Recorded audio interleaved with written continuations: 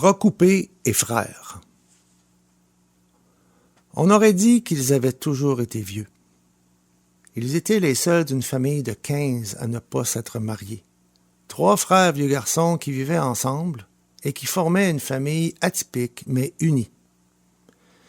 Ils n'avaient jamais quitté la maison familiale, qui était restée comme au moment de sa construction. Ils avaient bien fini par installer quelque chose de mieux qu'un évier en bois, et la bécosse avait été condamnée. Mais l'authenticité de la maison avait été préservée. À l'époque, on bâtissait avec du 3x5 empilé sur le plat. On mettait un papier noir de chaque côté et de la planche d'un vrai pouce d'épais posée debout en dedans, couché en dehors. Les vides d'air, la laine minérale et le pare-vapeur, ça n'existait pas dans le temps.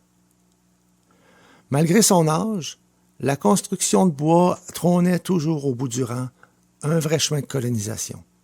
Plus loin, il y avait juste des épinettes et des mouches noires à perte de vue. Ils vivaient là en originaux, en indépendants, comme si pour eux le temps s'était arrêté il y a bien longtemps. Le plus vieux, Ernest, avait seulement un bras complet. Il avait perdu la moitié de l'autre quand un puissant percheron s'était élancé de toutes ses forces alors qu'on était à arrimer les chaînes sur un immense billot. La bête avait du métier et obéissait à la parole. À travers le cliquetis de l'attelage et les rires des hommes pas mal chauds, le cheval avait cru entendre le commandement de décoller sec. L'enfant était encore bien jeune et son petit bras avait été coupé net par la chaîne. En devenant adulte, il était demeuré petit et maigre, comme si l'accident l'avait gardé pour toujours dans le spectre de l'enfance. Mais qu'à cela ne tienne, c'était lui le chef de famille. C'était lui le plus intelligent et c'était aussi le seul à posséder un permis de conduire. La rumeur veut qu'il ait réussi sa 6e année uniquement en raison du puissant amour qu'il avait pour sa maîtresse d'école. Son cœur brisé l'avait gardé célibataire à jamais. Le deuxième, Fernand, était réputé pour sa discrétion. On ne le voyait pas souvent parce qu'il cuisinait, faisait le ménage, le lavage et toutes les autres tâches ménagères. Les ratoureux disaient à ce sujet qu'il était la parfaite femme au foyer. Il était de santé fragile et on lui épargnait de rentrer le bois et de pelleter. Né prématurément en plein hiver, on croyait qu'il n'allait pas survivre. Mais on l'avait déposé pendant quelques semaines sur la porte ouverte du four du poêle à bois et il avait miraculeusement survécu. Il avait une face en grimace qui faisait rire et pleurer à la fois. Sa laideur repoussante et sa touchante histoire de survie se mélangeant dans le cœur des gens. Le plus jeune, Onésiphore, était doté d'une grande force physique.